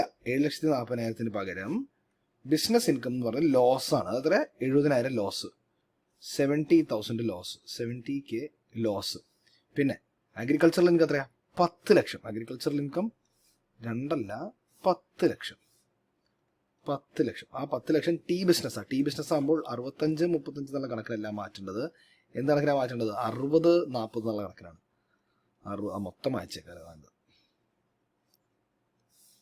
60-40 എന്നുള്ള കണക്കിനാണ്. 10 ലക്ഷത്തിന് 60 എന്ന് പറയുമ്പോൾ 6 ലക്ഷം അഗ്രികൾച്ചറൽ ഇൻകം, 4 ലക്ഷം ബിസിനസ് ഇൻകം അല്ലേ. സെയിം സാധനം, ആ സെയിം ടേബിളിൽ തന്നെ ഞാൻ ചെയ്ത ആൻസർ. അഗ്രികൾച്ചറൽ ഇൻകം എന്ന് പറയുന്നത് ഇവിടെ എത്ര? 6 ലക്ഷം. 6 ലക്ഷം. നോൺ അഗ്രികൾച്ചറൽ ഇൻകം എന്ന് പറയുന്നത് ഒരു 70,000 ലോസും പിന്നെ 4 ലക്ഷം പ്രോഫിറ്റും. അപ്പോൾ 4,70,000 കുറച്ചാൽ 3,30,000. Correct, 3,30,000. Basic exempt limit 2.5 lakh. Yes, A + B ആണ്. ഇതുപോലെ ഡ്രാഗ് ചെയ്തിട്ടാലും മതി. ഇതൊന്ന് ഡ്രാഗ് ചെയ്യണം, ഇവിടെ ഇതൊക്കെ ഡ്രാഗ് ചെയ്യണം. ഡ്രാഗാം ഇതേപോലെ അതുറ്റി. സോറി തെറ്റി അവിടെ ഡ്രാഗ് ചെയ്യാൻ പറ്റില്ല ഫോർമുല. ടാക്സ് ഓൺ ഡി എന്ന് പറയുമ്പോൾ ഇവിടെ ബേസിക് എക്സ്പെൻസിന് 2.5, അപ്പോൾ 0 to 2.5 ഒന്നുമില്ല. 2.5 to 5 lakh 12,500. 12,500ന്റെ കൂടെ 4,30,000ത്തിന്റെ 20%. ശരിയല്ലേ? യെസ്. ഇനി ഇവിടെ വരുമ്പോൾ ഒന്നുമില്ല, 0 to 2.5 ഒന്നുമില്ല. 2.5 to 5 12,500 പ്ലസ് 5 തൊട്ട് 8.5 3,50,000ത്തിന്റെ 20%. ഓക്കെ. ടാക്സ് ലയബിലിറ്റി എന്ന് പറയുന്നത് ഇത് വേണേൽ ഡ്രാഗ് ചെയ്ത ഫോർമുല അതേപോലെ വന്നോളും. 16,000 ആണ്. അതിൻ്റെ കൂടെ ഇത് നമുക്ക് അതേപോലെ ഡ്രാഗ് ചെയ്യാം. 4% സെസ്. ടോട്ടൽ ടാക്സ് ലയബിലിറ്റി ഇപ്പോൾ 16,640. That's it. നിങ്ങളൊരു ഒറ്റ ടേബിളായിട്ട് ചെയ്യരുത്, 2 ടേബിളായിട്ട് ചെയ്യണേ. കാരണം രണ്ട് ക്വസ്റ്റ്യൻസാണ്, രണ്ട് സബ് ക്വസ്റ്റ്യൻസാണ്. അപ്പോൾ സബ് ക്വസ്റ്റ്യൻ എക്ക് 95,160 ടാക്സ് ലയബിലിറ്റി, സബ് ക്വസ്റ്റ്യൻ ബിക്ക് 16,640 ആണ് ടാക്സ് ലയബിലിറ്റി. അത് ആളാരായിരുന്നു? Mister Sachin and mister Malik. Clear? So yes, 3B കഴിഞ്ഞു. നമ്മൾ ഈ വീഡിയോയിൽ വെച്ചിരുന്ന എല്ലാ ക്വസ്റ്റ്യൻസും കഴിഞ്ഞു അല്ലേ? അപ്പോൾ part A of question paper 2016 syllabus June 2023 കഴിഞ്ഞു. ഇനി ഇതിന്റെ പാർട്ട് ബി 4ാമത്തെ ക്വസ്റ്റ്യൻ തൊട്ട് 8ാമത്തെ ക്വസ്റ്റ്യൻ വരെ നെക്സ്റ്റ് വീഡിയോയിലായിരിക്കും. Okay, that mean next video. So ഇത്രയും നിങ്ങൾ കണ്ടത് നിങ്ങൾക്ക് നന്നായി മനസ്സിലായെന്ന് വിശ്വസിക്കുന്നു. എന്തെങ്കിലും ഡൗട്ട് ഉണ്ടെങ്കിൽ just reach out, will sort it out.